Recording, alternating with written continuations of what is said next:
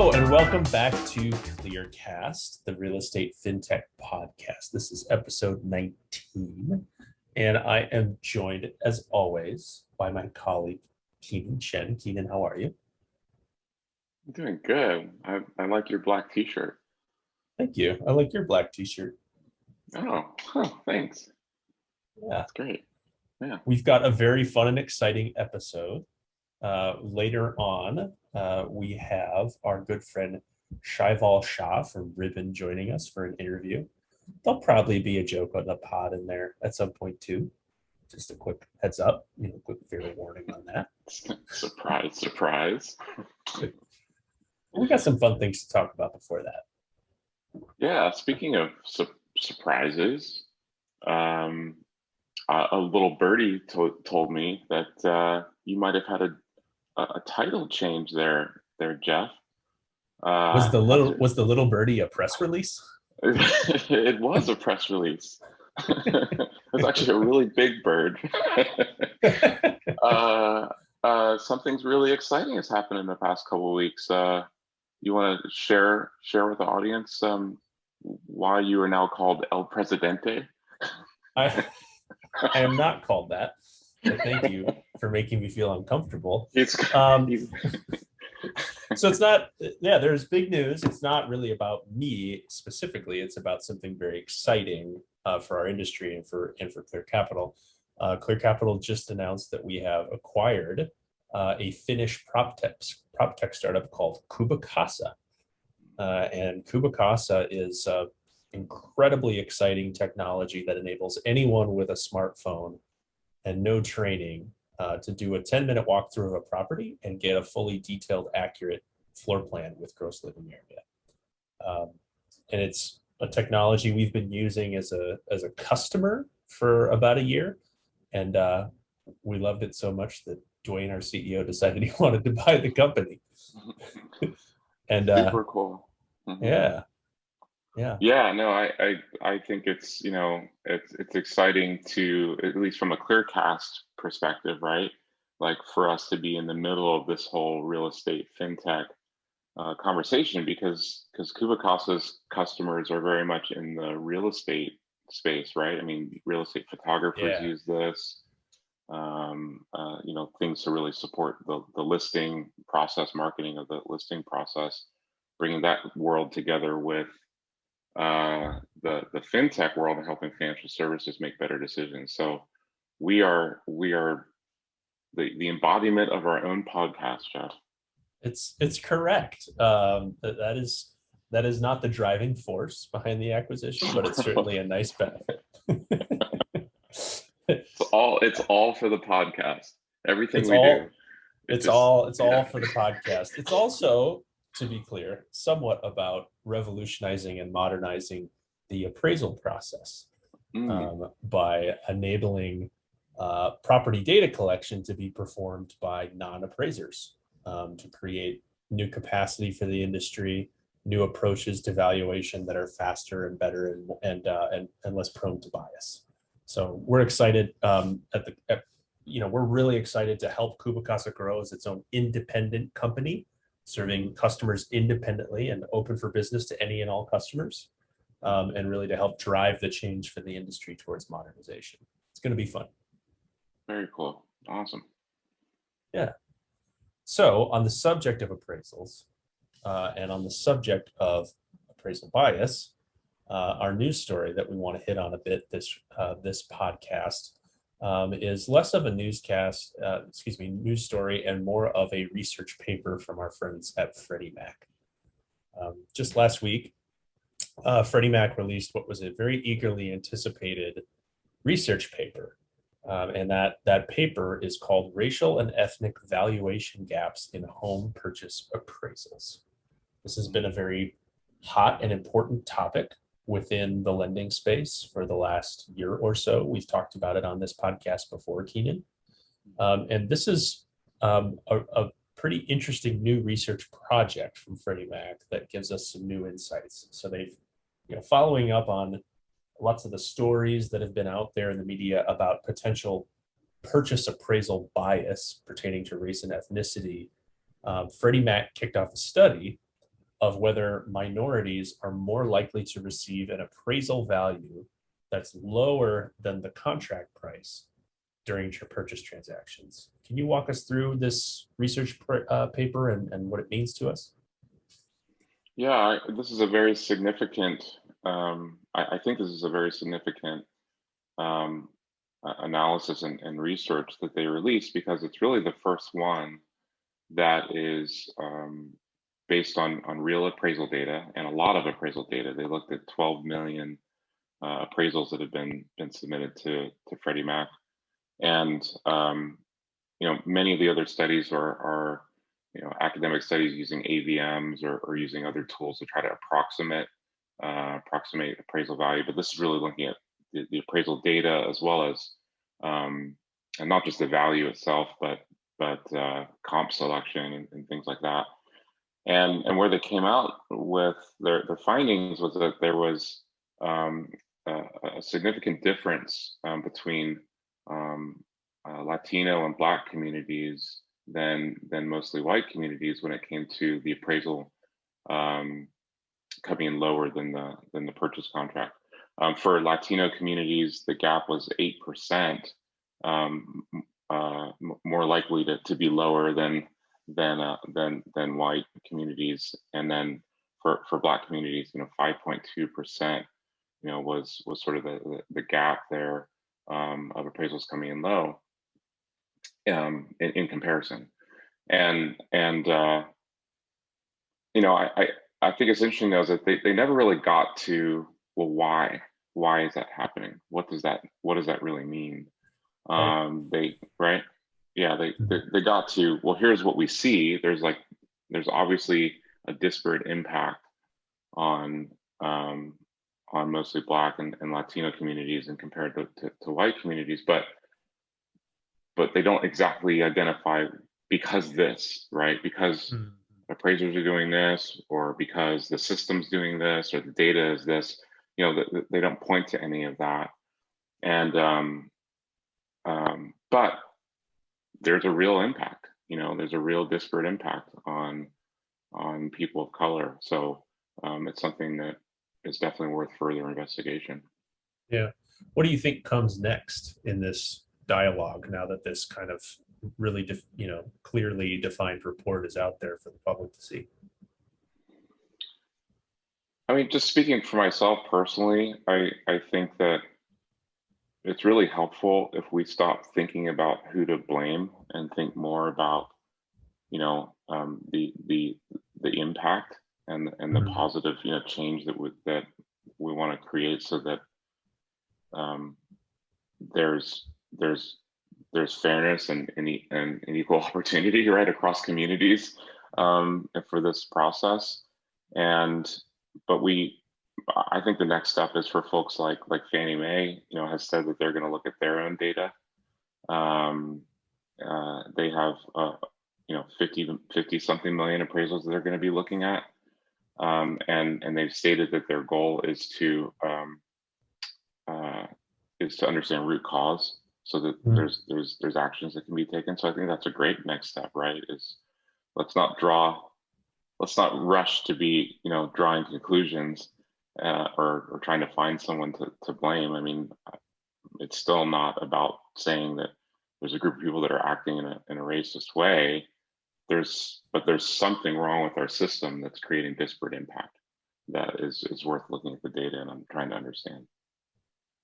Well put. And I know that you and John Brennan, our chief appraiser, and others at Clear Capital are certainly staying close to this topic and helping to put together some of our own research and talking points around it. So I'm sure we will come back to this important subject again on future pods. Yep. Do you want to hear a joke? I'd love to hear a joke, actually. Oh, wait, did I just say that out loud? You did. You've opened the door. Gotta work on my filter. Yet again, this is an original pod joke. Okay. Here we go. So there's this real estate agent. You with me? Yes. He's got a very difficult property to sell. I mean, like total disaster of a listing that's been sitting on the market for months in the midst of a very hot seller's market. Is it a geodesic dome? It's not, Okay. but I could see why you would think that. But if you'd look at it, you'd see why. It is so outdated. Orange shag carpeting, 1970s appliances, weird shape, small bedrooms, maybe a little functional obsolescence. Little shout out to the appraiser heads out there. Just a weird place. It's a tough one to sell, and they haven't gotten a single offer. So tough. The bummer part is that the seller is like a crabby old man who thinks this house is worth way more than it actually is. He's insistent that he won't drop the price because he knows in his heart that it's worth what he's listing it for. Orange shag carpeting and all. That sucks, right? Yes. Is he trying to get in the door right now?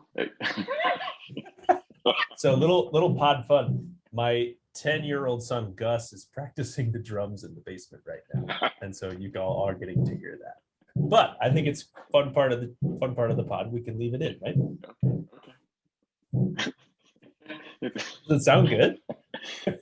It sounds like the guy you're telling the story about has heard that you're telling this joke and is coming for you. Okay. Well, perfect. Perfect. Then it fits in. So let's keep going. So the crabby old man with the orange shag carpeting can't sell his house, but he wants the price that he wants. Agent's getting super bummed out. He's like, man, I'm never going to sell this place. We haven't even had a showing in months. Then one day they finally get a showing. And the agent is like, sweet. And then he actually gets a voicemail from the potential buyer asking him to call him back. Sweet. The agent is stoked. So he calls the guy up, and the buyer's like, I would like to buy this house full asking price. And the agent is like, sweet. This is the best day of all time. We're finally going to sell this place. This is awesome. But the buyer goes, I just have one condition. I have a massive collection of antique glass eyeballs that I've bought over the years. And I plan to use this house just to display them in a public museum. I have purchased somewhere in the neighborhood of 700 glass eyeballs. And I am really excited to display them throughout this house. Wow, that is weird. That's creepy. It's weird. The agent's like, well, okay. Just to clarify, you said you will be using the house to display the more than 700 glass eyeballs you have purchased and you'd like to display them to the public? The buyer guy's like, yeah. And I'm willing to pay full list price. Wow. So he calls up the seller guy. He's thinking, man, this is going to be awesome. The glass eyeball thing is weird, but this seller has wanted full asking price the whole time. That's what he's getting. I bet the seller's going to be stoked. Calls the seller and he goes, guess what? I got a full price offer. The seller's like, awesome. Agent goes, one little thing I need you to tell you about before you formally accept. The buyer has a small collection of, let's say, 700 antique glass eyeballs that he's purchased over the years, and he plans to use your house to display them. But since this is a full price offer, I assume this isn't a big deal and we can proceed. The seller's like, no way. I am not selling to this guy. And the agent's like, why? What's the problem? And he goes, I told you I will never sell my house to an iBuyer.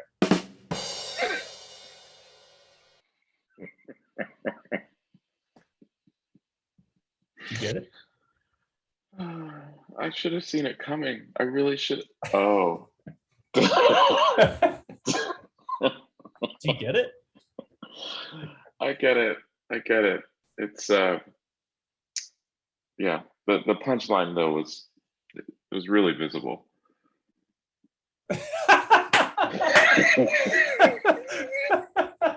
It took me a minute. Visible eyes. No, you just wrote your own original joke of the pod. Incredible work, Kenon. Incredible. All right, well, we're excited to have a special guest with us today, Shaival Shah, who is the CEO and co-founder of Ribbon. And Ribbon's actually a company we've been definitely keeping our eye on, doing some super cool things out there in the industry, um, helping buyers be more competitive in the marketplace. And so, Ribbons offers a suite of tools and technologies for real estate agents to use with their with their clients to help them manage and write offers in unique new ways, and really helps buyers, I think, represent the best of who they are, even if they're not in the same financial position as folks out there that can present differently as all cash. And so we're interested in learning a little bit more about that. Thanks for being on the show. Thanks, guys. No, I appreciate inviting me in. I certainly am a follower of you guys, so it's a joy to be on it myself. Awesome. So let's jump right in. I mean, I think one of the things I was interested in is, like, as I was looking at your site and this idea of like a place to manage offers, that seems to be like much more of a fundamental approach, if you will, than some of the marketing splashes you're making, some of the offers you're putting out there, which seem to be like more disruptive and like, whoa, but you go to your site and it's more about like, hey, this is how you can get efficient with every offer that you do. So curious, maybe just give an intro on what Ribbon's up to, how it works, and then we'll find out some more background. Yeah, no, it's we if you kind of think about Ribbon, what we're ultimately trying to do is we're trying to help everyday families and home buyers be more competitive in the real estate market and the pursuit of home ownership. And so the broad mission for the company is to make home ownership achievable. And we do this in a couple of different ways. If you look at the problems in the market that we were seeing when we started the business, was that you have an entire new generation of people who are looking to move into home ownership. And they spent 5, 10, 15 years to get themselves in a position to finally go buy a home. And then they go out to make an offer on a home and they keep losing over and over and over again. And people think this is a pandemic related thing. It's been hyper competitive. This was happening pre-pandemic. It just wasn't being talked about a lot. And now it's just significantly worse. And so we saw this and we said, okay, what can we do to be able to help an everyday family be more competitive when they're making an offer? And so we start off by this one really, really simple thing, which is how do we help upgrade a consumer into an all cash offer? And like, why is that important? The reason why is that it always starts on the perspective of a home seller. So when you're really thinking about the ecosystem, it all starts with the home seller. Home seller wants certainty. They've got a home. That seller of the home is looking to move to another home. So the ability for them to have certainty of the close of their home is really, really important. And there's a lot of other companies that are trying different things. And we feel really strongly about the consumer to consumer connection, about a home buyer buying from a home seller directly in partnership with their lender and partnership with their agent. And so what we decided to do is to literally upgrade every single consumer to an all cash offer so they can be more competitive. And then we added a sweetener, which is we guarantee the closing of the home. So it gives the seller by far the most powerful offer in the market to receive and accept. And the mechanism behind it is, if I have an offer, it's accepted, it's a ribbon-backed offer, I go to closing. If for some reason the lender is unable to finance the mortgage on time, we'll step in, we'll buy the home on behalf of the consumer. The seller gets paid their proceeds, the home buyer moves into the home, and then they can conveniently and peacefully get their mortgage 2 weeks, a month, 2 months later. And when they get the mortgage, we just transition the home back to them at the same purchase price. And what we're just trying to do is simplify the entire experience and allow people to get the mortgage before or after, and more importantly, not let the mortgage hold them back from having their offers accepted. Sellers always prefer a cash offer over a mortgage-backed offer. In fact, the most recent stat that we saw was a cash offer has a 4 times higher likelihood of winning than a mortgage-backed offer, right? Because it makes sense. I just made an offer today. It's accepted. I got 30 days to close. I have all these contingencies, all this due diligence to do, and it has to happen in this like super, super tight window. Something always goes wrong. It's real estate, right? It could be that my paperwork as a home buyer took longer to get in. My employment verification took longer. the home inspection took longer, the repair negotiations took longer. And so all these things become stressful. And so we have this view, which is, how do you create an experience that's as joyful as the actual milestone itself? This is the most important purchase you're ever going to make. It should be a fun experience, not one where people feel relieved at the end of it. And so we built an entire platform around this. It's a super interesting model. I think it solves some pretty significant pain points that are out there. Let's talk a little bit about the appraisal contingency component of this. Obviously, right now, appraisals are a pain point for the industry. That pains Kenon and I to say it because we are involved in the valuation space, but we know it's true. I'm just glad he didn't bring it up. He didn't mention that as like the biggest pain point, you know? We proactively mention it ourselves. So obviously, to make an all-cash offer, even though the buyer's not in a position to kind of financially typically do that under a traditional model, you guys have this kind of appraisal contingency waiver thing. Can you talk us through the mechanics of that a little bit and how that works? Yeah, totally. It's the appraisal, like the whole valuation appraisal thing is it's an enigma in the industry because it's so subjective. You could have, on any given home, you can have 5 different appraisers show up to a home and end up with 5 completely different valuations. And that does not provide any ounce of certainty or comfort for a home seller or home buyer. And so we said, let's like rethink the entire appraisal process from scratch. And so what we do is, when an agent and a home buyer come to our platform, it's a home ownership platform where you can make offers. Well, obviously one of the key things is, what's the price of the home? So we have a team and we have technology, a lot of data, data science and AI, and a whole valuations team that will underwrite every single home. And so you may be interested in 5 homes. We underwrite every single one of those 5 homes. And we may say the home is worth, we believe market value of the house is worth $350,000. So we back that number. So now the agent or the buyer can come in and say, we would like to bid 345 or 350 or 330, whatever the number is, up to the $350,000 maximum price. So they make the offer, it's accepted. They then go to get their mortgage. And let's say their offer is accepted at $350,000. Mm-hmm. And the appraiser comes back and says, based on my analysis, I think the house is worth $335,000.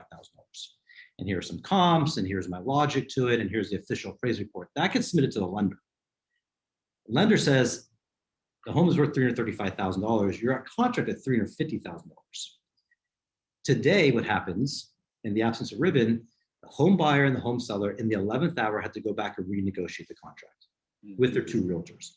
Sometimes they agree, sometimes they disagree. In today's market, home sellers are saying, I'm not going to sacrifice $15,000. I'm just going to put the house back in the market and have 17 new offers on the home within 24 hours. Right. Now I have another appraiser just reappraise the home until finally they get the price they want. And so what we do is we say, if we back the house at 350 and it appraised at 335, we step in, we pay the difference. So we will then send the seller $15,000, no questions asked. And that way the buyer actually closes on the home at 335 with their lender. So there's no renegotiation. It simplifies the entire experience. The home buyer actually gets the home at a lower price than they were originally going to buy it at. And the home seller gets their full $350,000. And so that $15,000 is a loss for us, but really we see that as a service back to the industry and to the consumer. And it's really important for us so that we just get better and better and better every single day in how we value homes. And we become like the gold standard of home valuations in the market. Seems like that would be super difficult right now in this time of sort of rapid appreciation to close the gap between seller expectations as to what they're going to get for their home and then what that comfort level is on what it's actually worth. There's a lot of conversation around overvaluation. How do you see that? Do you see that this is sort of an anomaly right now, or do you think that type of situation is kind of here to stay? I think, across the country, home prices are up almost 20% year over year.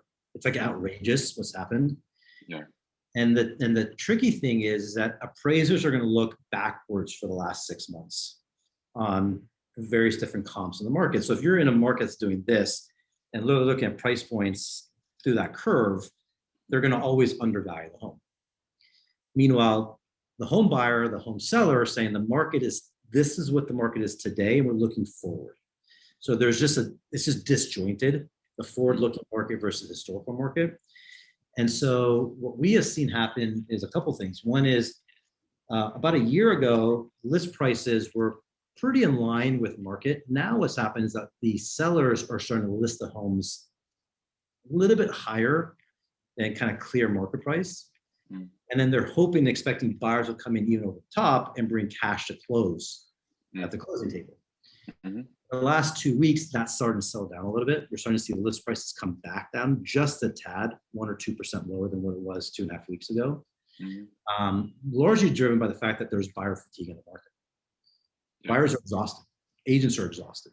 And so that starts to slow down demand a little bit. At the same time, home supply is coming up, and that will start to normalize the price a little bit. But that was the reason why we decided to launch appraisal protection when we did, which was the consumer needed it, both the buyer and the seller. And we, as a venture-backed tech startup, we believe very deeply in building trust. And one of the ways you build trust is to be there for someone they need it the most. And then we realize over the next 5 or 10 years that will all settle out.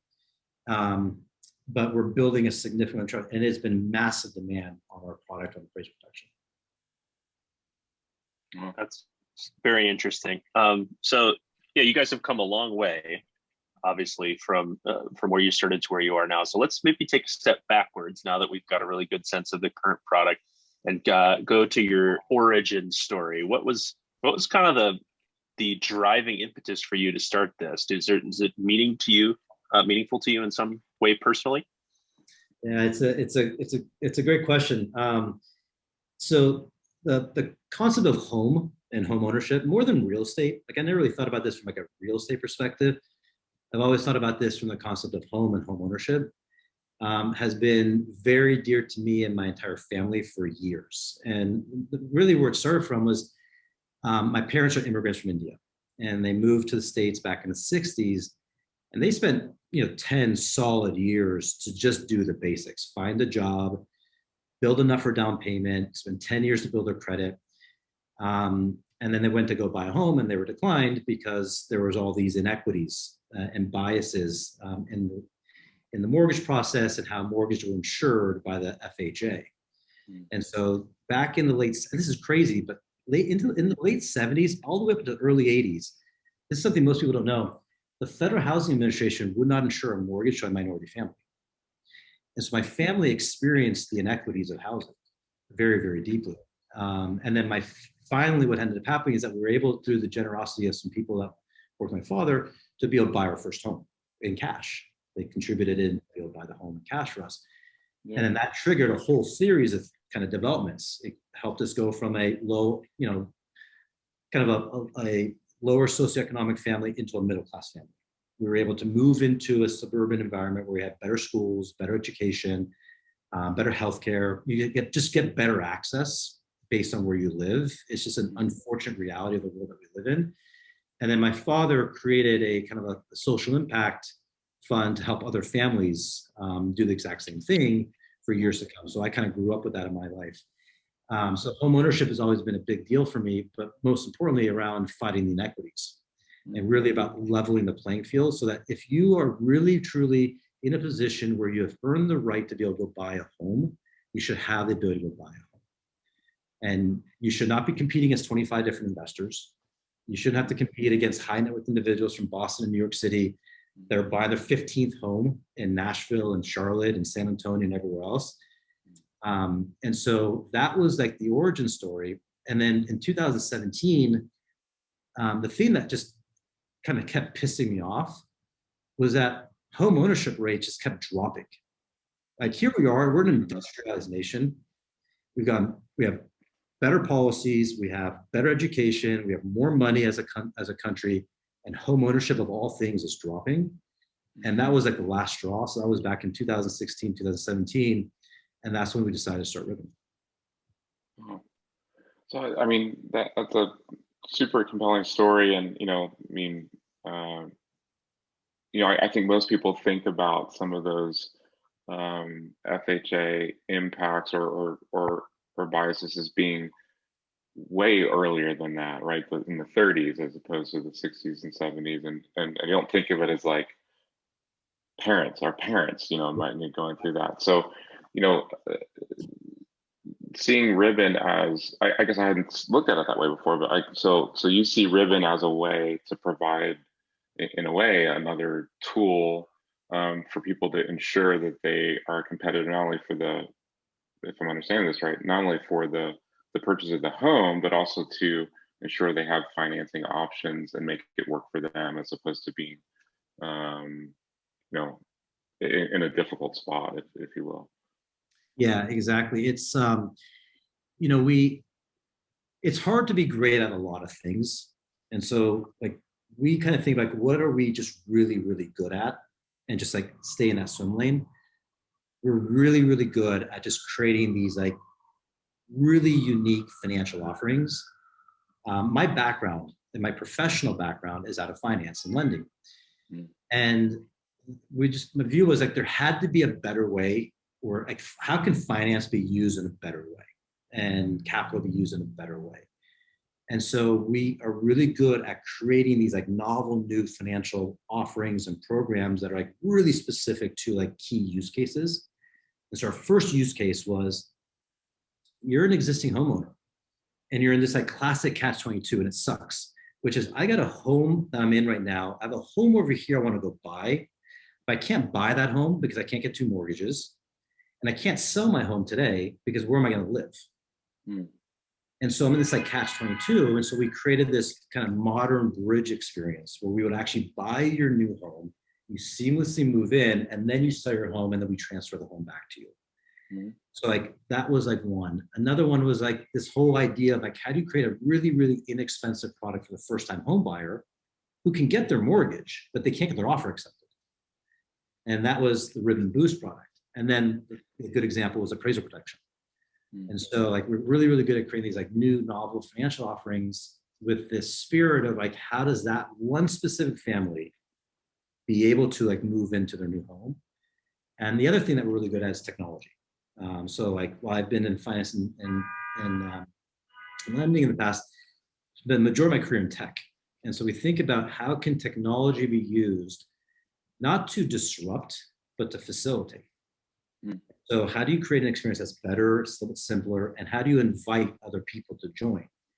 And that's why, while there's always been the consumer as the North Star, we made a very intentional decision to do this to facilitate the ecosystem, not to compete with it.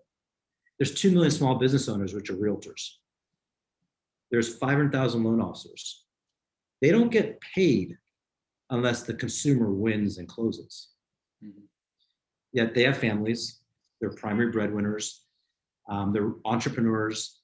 And what really is another thing that bothers me is that, you go to Silicon Valley and here's the drumbeat. The drumbeat in Silicon Valley is that the agent's bad, the agent's bad, the agent's bad, the agent's bad.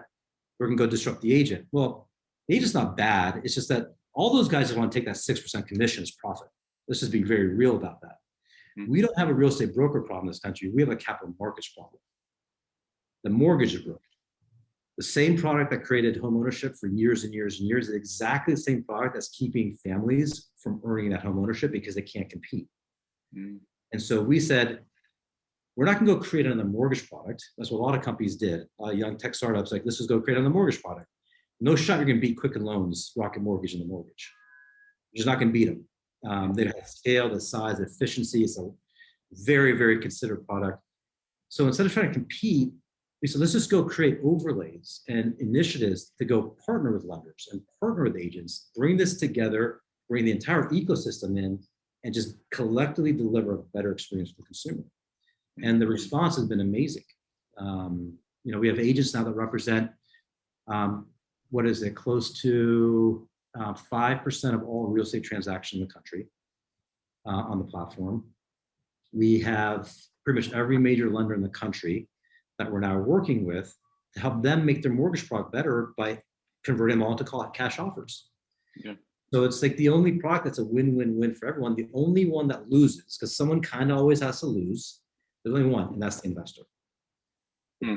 The big institutional investors from Wall Street that have poured almost $100 billion into buying homes the last 6 months alone. That's who we compete against. Yeah, and that's grown to what, 1 out of every 10 homes or something. In the last stat I saw, like the increase of the percentage of homes being bought by investors has skyrocketed, right? Yeah, I think it was just the refresh on that number was just published this morning. It's now 1 out of every 6 homes in the country this year has been bought by an investor.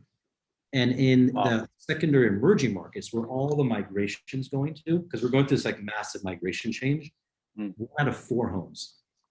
These homes are not coming back. So people are like, oh, the home, there's an issue in the real estate market. Home prices are accelerating. There's no homes in the market.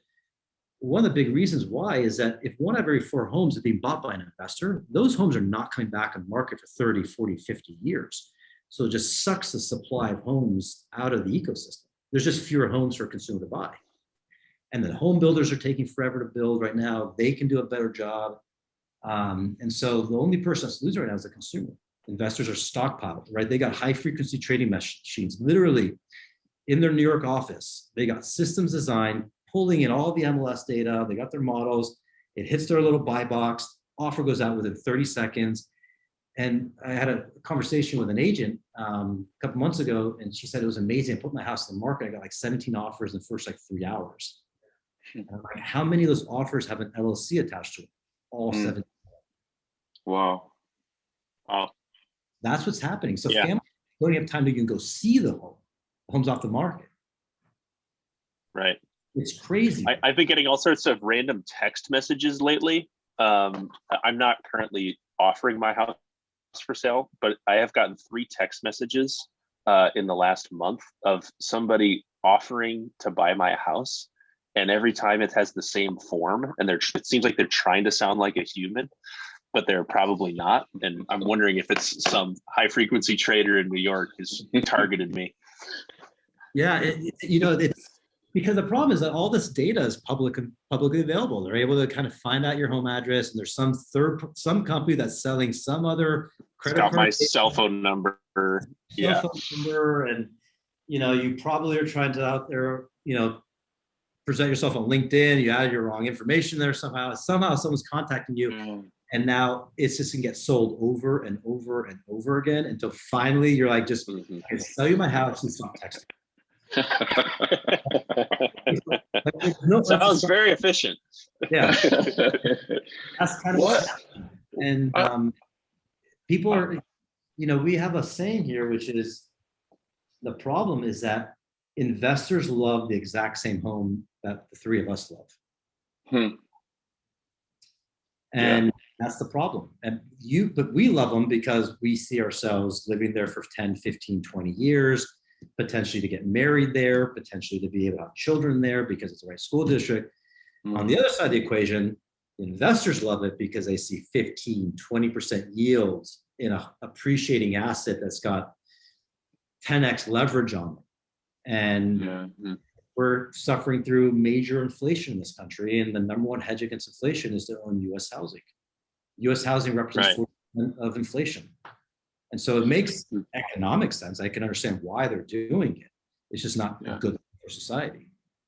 So what would you say? I mean, there's a number of folks that have started the process, perhaps, made an offer and which is contingent on financing, and they, this is their dream home. They're excited, but they don't know if it's going to close fast enough, or at least on the financing side, that the loan will close fast enough, that the seller won't turn around maybe and say, you know what, I don't want to wait. I've got a bunch of other offers waiting. Is it too late for them, or can they actually switch their approach with you even after they've kind of started to go down a different path? Is that possible? Yeah, it's actually a very insightful question. Yes, we launched a product called Ribbon Rescue. And it was specifically because of this use case. And this product was created because of one customer. We had a customer, and this is back in 2019, and they were in that situation. They had a mortgage, their offer was accepted, and I forget, they had 45 or 50 days to close, and something came up. The buyer was still mortgage eligible. Like, there was nothing wrong with the buyer's creditworthiness, employment, nothing. Something came up in the transaction that was going to delay it. And the seller said, if it doesn't close, we're going to just go put it back on the market. Mm-hmm. And back in those days, there were still 4 or 5 offers on a home. It wasn't like it was stagnant. And so we literally, almost on the spot, created this thing called Ribbon Rescue. And what Ribbon Rescue is a product that if you happen to be utilizing a mortgage to be able to close on your home, and for some reason the closing is delayed or may fall through for no fault of your own, you can add Ribbon Rescue when you're already under contract. And we will step in and say, we will just step in and buy the home on your behalf, move in, take your time, and then once you have more time, close your mortgage on our side. And so, we call that rescue. We're literally like rescuing in that situation home ownership, because you're so close. You're literally not just, you're days away, and something comes up. 33% of all home transactions are either delayed or they fall through. Wow. It's a big number. That's $500 billion a year. Yeah. Yeah. So to close this out, let's talk a little bit about where Ribbon's going next. What are the things you guys are working on that get you most excited for the future? Yeah, it's a good question. So where we are right now and kind of where we're right now very focused on a home buying experience that is enabled with modern home financing products distributed through lenders and agents, buying agents. The next journey for us is we're going to get into the home selling experience. That's one. Two, because we're an open ecosystem, we effectively built a network. And so we're creating a network effect inside of our experience to make the best winning offers. Because what we realized is that it's not simply cash. There's about 10 to 15 different attributes in any given offer. Mm-hmm. And so we now know we have, how many, close to $600 to $700 million in offers that go out every single month on our platform. And we have all this data. And we're like, oh, interesting. When you increase your EMD on this kind of home, your offer accept rate actually increases. Oh, if you tag in a seller possession, that actually increases your chance of winning by another 10%. So we're productizing that whole thing. We're enabling every single one of those. And we're going to just create this, literally the ability to just design a winning offer with all these attributes in it. And in the core of it is a bidding engine. So going forward in next year, we're creating a home offers bidding engine where agents can bid in, listing agents can receive all their offers in one seamless place. And everything is going to be structured data. And we're going to take that data and just return it right back to the ecosystem so they can all get better. So that's like one. Listing agent. Two is the bidding engine. And the third big one is national expansion. And so we are expecting to be in about half the country in about 18 months. We have all the markets already lined up. We know exactly which markets we're going to be going to by the end of by end of September, by the end of Q4, going into Q1. And over the next several years, the goal is to be a national brand and a household name that works with the entire ecosystem, every brokerage and every lender. Awesome. Super ambitious, but I think, this actually solves very real problems for people, personal problems, the ones that are really close. I mean, the idea of losing out on your dream home, right? And not being able to compete in a market where you want to live, want to work, it's super close to home. So we really appreciate, the sharing of your story and where you guys are headed. And thanks for being on the show. Yeah, guys, no, it's great. It's great connecting. I appreciate it, and love to do this again sometime. All right, that's a deal. All right, sounds good, guys. Thanks a lot. Awesome. Thank you. Appreciate it. Bye.